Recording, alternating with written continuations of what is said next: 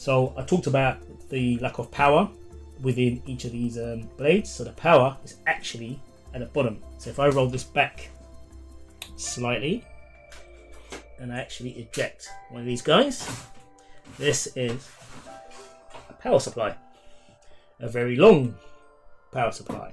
There's my arm. As a comparison, very long power supply. Okay, so put it back in, and there's actually 6 of them in this particular chassis. So 1, 2, 3, 4, 5, 6. So again, this 8 machines you see here, 8 servers, we're going to try to simulate that within our single box. Obviously not as much CPU, not as much memory, but we'll try to simulate these types of this type of configuration. 8 or more virtual machines, all connected to the same switch. So I mentioned the name switch, so that's at the back of this guy. So let me turn this around.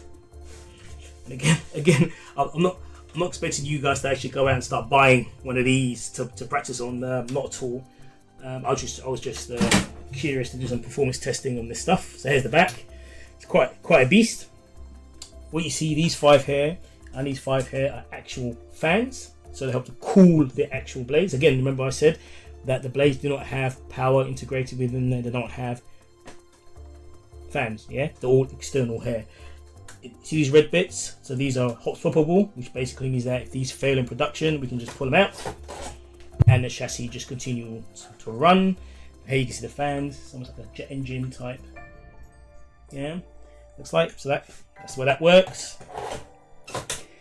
And what's unique, let me show you one more thing here. So these are just regular power supplies. There's 6 of them.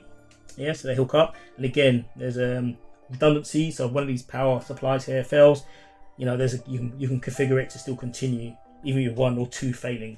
Okay. Now this is the beauty of this type of chassis, which is the switch. So again, I won't bore you with these guys because you guys may just be programmers, but basically here's switches. So what that basically means, if I turn this sideways, so you certainly saw that a blade was inserted into the chassis. This is a switch at the back of it here. This switch is inserted here. So a connection is made back here.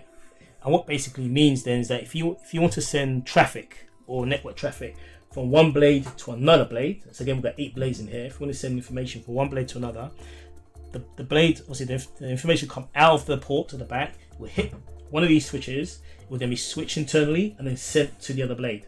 So the beauty of that is that everything is contained then in this one big box. Other types of systems don't have that. So the information hits the blade and it comes out of the chassis up to a different switch. It then gets switched somewhere else and then it comes back down into the chassis. So this is literally a data center in a box, up to 16 servers, and its internal switch can be utilized to run a quite decent cluster. I'll show you quickly what one of these switches look like. So if I take this one out,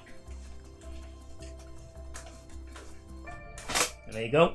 So we have a switch. This is the connection that's made to the blade in the center, as I showed you, and there you go.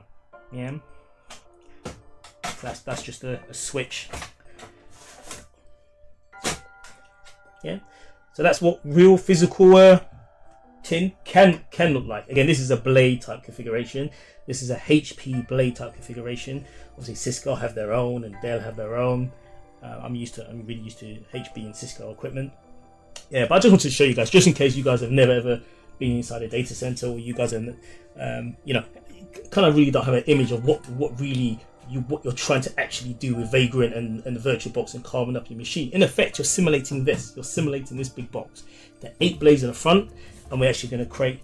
I mean, you guys don't have the picture of this switch, but in effect, you guys will be creating one of these switches virtually inside VirtualBox.